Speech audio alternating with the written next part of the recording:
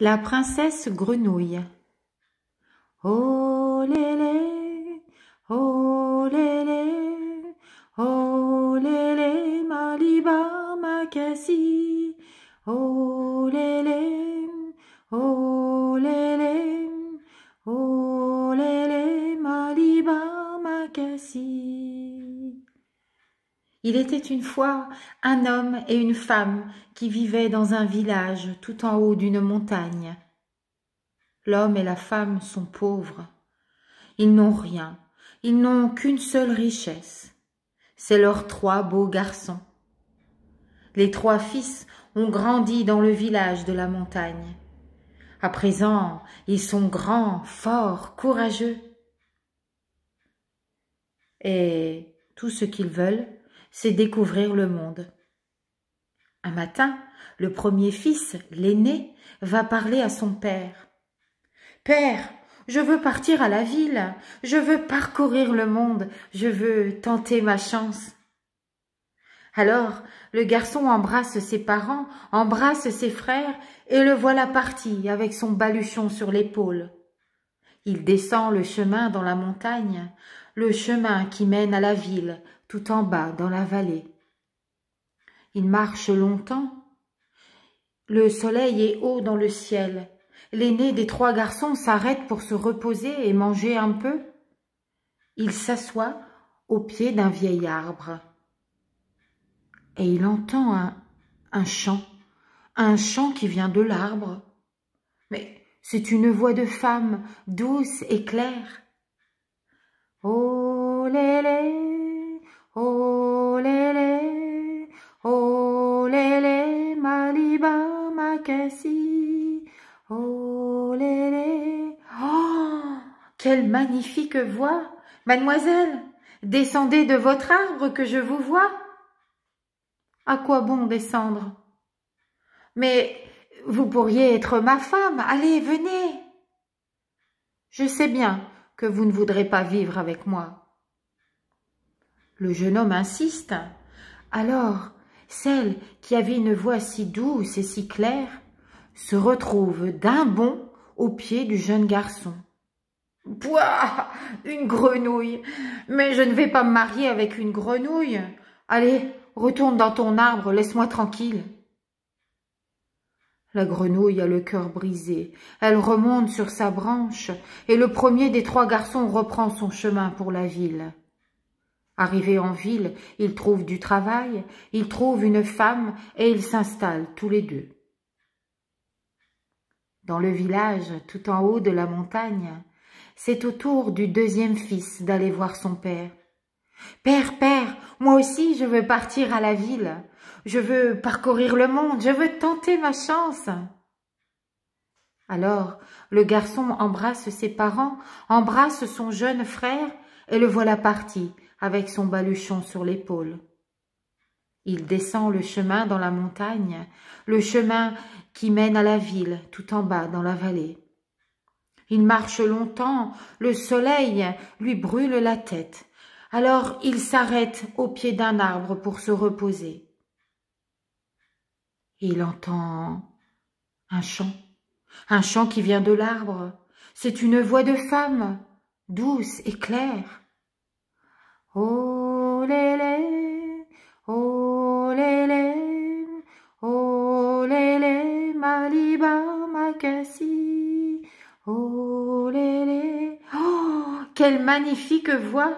Mademoiselle, descendez que je vous vois. À quoi bon descendre? Mais descendez, vous pourriez être ma femme. Je sais bien que vous ne voudrez pas de moi. Le jeune homme insiste. Alors, celle qui avait une voix si douce se retrouve d'un bond au pied du jeune garçon. « Pouah! Une grenouille! Non mais, je ne vais pas me marier avec une grenouille. Allez, retourne dans ton arbre. » La grenouille a le cœur brisé. Elle remonte sur sa branche. Et le 2e garçon reprend son chemin pour la ville. Arrivé en ville, il trouve du travail, il trouve une femme et ils s'installent tous les 2. Enfin, dans le village, Tout en haut de la montagne, le troisième fils, le plus jeune, va voir son père. « Père, moi aussi je suis grand, moi aussi je veux partir à la ville, je veux parcourir le monde, je veux tenter ma chance. » Alors, le garçon embrasse ses parents et le voilà parti avec son baluchon sur l'épaule. Il descend en courant le chemin dans la montagne, le chemin qui mène à la ville tout en bas dans la vallée. Le troisième fils marche longtemps, le soleil est haut dans le ciel. Il se repose au pied d'un arbre et il entend un chant qui vient de l'arbre. C'est une voix de femme douce et claire. Oh lélé, oh lélé, oh lélé, maliba makasi, oh lélé. Oh, quelle magnifique voix! Mademoiselle, descendez de votre arbre. À quoi bon descendre? Mais descendez, j'aimerais tellement vous voir. Vous pourriez être ma femme. Non, je sais que vous ne voudrez pas vivre avec moi. Mais pourquoi cela? Vous avez une si belle voix. Alors, celle qui a une si douce voix se retrouve d'un bond au pied du troisième frère. Il est très étonné. C'est vous qui chantez si bien, vous, une grenouille? Eh bien, ça ne fait rien, je vous emmène avec moi. Le jeune homme prend la grenouille et la dépose sur son épaule, et les voilà partis tous les deux sur le chemin de la ville.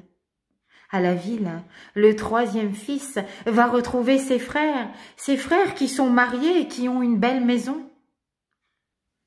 Ils sont heureux. Et un soir, les trois frères se réunissent avec leurs trois femmes. Ils écrivent tous une belle lettre aux parents qui sont restés tout en haut dans la montagne. Tous, sauf évidemment la femme grenouille. La mère est très heureuse de recevoir la lettre de ses trois garçons. Et elle répond à la lettre et elle demande aux trois femmes de lui confectionner une écharpe brodée. Le troisième frère est triste. Comment faire? Jamais sa femme, une grenouille, ne pourra réaliser une écharpe brodée. Et comment le dire à sa mère? La femme grenouille console son mari. Ne t'inquiète pas. Ce soir, nous irons au bord de la mer et tu me lanceras dans les vagues, le plus loin possible. Le soir même, le troisième garçon et sa femme grenouille se rendent au bord de la mer. Ils marchent longtemps et quand ils arrivent, il fait nuit noire. Le jeune homme est triste de quitter sa femme. Pourtant, il l'embrasse une dernière fois et il la lance loin, loin dans les vagues. Il s'assoit pour la regarder s'éloigner.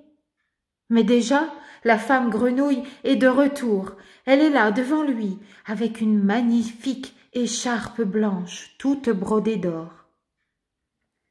Les trois garçons envoient les trois écharpes brodées à leur mère.